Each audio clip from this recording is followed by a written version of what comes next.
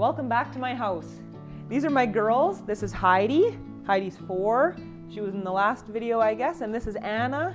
And Emily is down there. Hopefully her head pops up in a second. And today we're going to work together and we're going to make you a cherry cheesecake.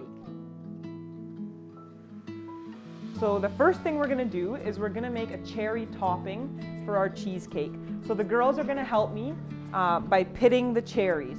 I've got these beautiful fresh cherries. They've only been in season for maybe 3 days.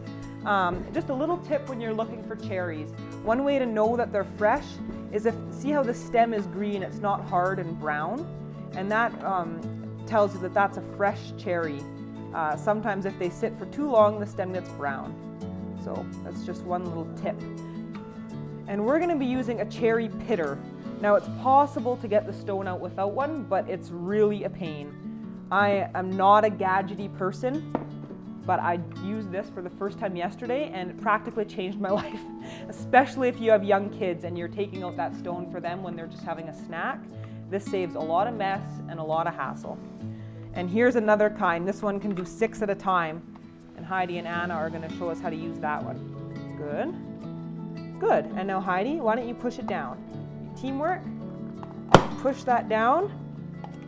The stones fall into the bottom. Look at that. How slick is that? And here's our cherries. So now girls, you can take the cherries and you put them in our measuring cup. We want 2 cups of cherries. Just make sure that sometimes it's like that. Just make sure that your stones aren't going into the measuring cup with you. Woo! You want to eat that? Sure, you can all eat one. So we've got our 2 cups of cherries here, and what we need to do is cook them down a little bit. Cherries take a little bit longer than a berry would. It's going to take about 10 to 15 minutes. So what we're going to do is we're going to put it in our pot. Anna, can you dump that? Okay. And what we're going to do is we're going to add 1/4 cup of sugar. Sprinkle it on top. That's going to pull the juices out of the cherries. And also just about 1/4 cup of water. Give it a little stir, Anne, and then we're going to put it on the stove.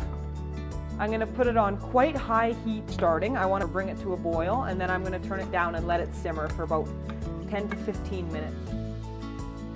So the next thing we're going to do is we're going to make our crust, the base of our cheesecake. So what we're going to need for that is some graham wafer crumbs. I'm using these Honey Made ones. They're a good brand. Some icing sugar and some melted butter or margarine. I'm using margarine here. It doesn't really matter which one. We're going to melt it. I'm going to use the microwave and we're going to put it all here in this bowl. Start with Emily and she's going to dump in some of the crumbs. Good job. And Anna's going to dump this one. Good. And Heidi's going to add 1/3 cup of icing sugar. Anna's going to add the margarine. Give it a stir, just till it's all wet. So our crumbs are nice and stirred, they're all moist. We're going to pour them into our pan. You don't need to grease the pan because the crust has so much margarine in it. It does that all by itself. So we're going to dump it in there and spread it out nice and even, and we're going to pat it down. Just going to gently push down the edges there so they're not curled up. Especially when you're using a glass pan, it looks a lot more appealing if your layers are pretty even on the outside. Our filling here, and what we're going to do is we're going to take 1 block of cream cheese. So that's 250 grams. I know you can buy it in different sizes, so that's how much I'm using. 250 grams. We're going to use a stand mixer for doing this, and the reason is it's really hard to get cream cheese and icing sugar nice and fluffy if you're trying to do it by hand. So what we're going to put into our filling is 1 block of cream cheese, 1/2 cup of icing sugar. Anna, would you like to dump the icing sugar? Yeah! Good girl. And we're going to start with that, and we're going to whip that up before we add our whipped topping. You're going to want to start slow so that your icing sugar doesn't poof up. It looks really good.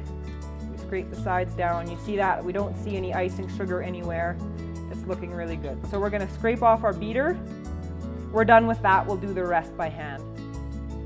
And this goes against everything I believe in, but I'm going to use Cool Whip. You can use real whipped cream, but the reason I use this inside my filling is because it's so stable. So I can put this in the fridge for 3 days, or I can freeze it for 3 months, and it's going to be great. So you can see I have half a tub left. That's just what I need. We're going to put half a tub here into our bowl. And we're going to fold that in. I'm not going to use the beaters this time. I'm just going to use the scraper because I don't want to whip that cream too much. So we're just going to fold that in until we're satisfied that it's all mixed up. The only other thing I'm going to add is just a dash of vanilla. That's optional, but I like the added extra flavor. So here we've got our crust, and we're just going to put it on top. It's not runny, so I'm just going to put it in dabs like this. This is going to be so good. So from here with your cheesecake, you could actually make this way ahead of time, and you could freeze it. So you're going to want to chill this for about 2 hours before you add your fruit topping. So you do have to think ahead when you're making this dessert. It needs to be in the fridge just to set and chill. You can see the difference in our cherries now. They're nicely cooked down. They don't have that frothy bubble anymore. See how they're soft and they're kind of deflated, they're squished, and it's such a nice dark color. You don't see water or anything like that anymore. So our cherries are done. But I'm just going to thicken them a little bit. You see how it's quite runny, and if you put that on your cheesecake, it would soak into the cream cheese. So we're just going to add just a little bit of cornstarch. So in here I have 2 teaspoons of cornstarch. I'm going to add just a splash of water to make it into a paste. And as I pour it in, I'm going to stir here. And I'm just going to watch. It doesn't take long for cornstarch to do its thing. That's not quite enough. We're going to add a little bit more. We don't want it to be hard. So we want to let that cook for maybe 1 more minute just so that the cornstarch cooks out.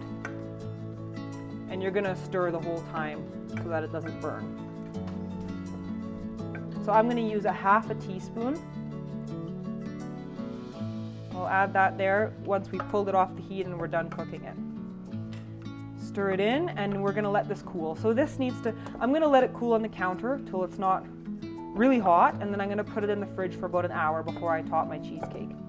So here we've got our cooled cake and our cooled cherries, slightly thicker now that they're cold.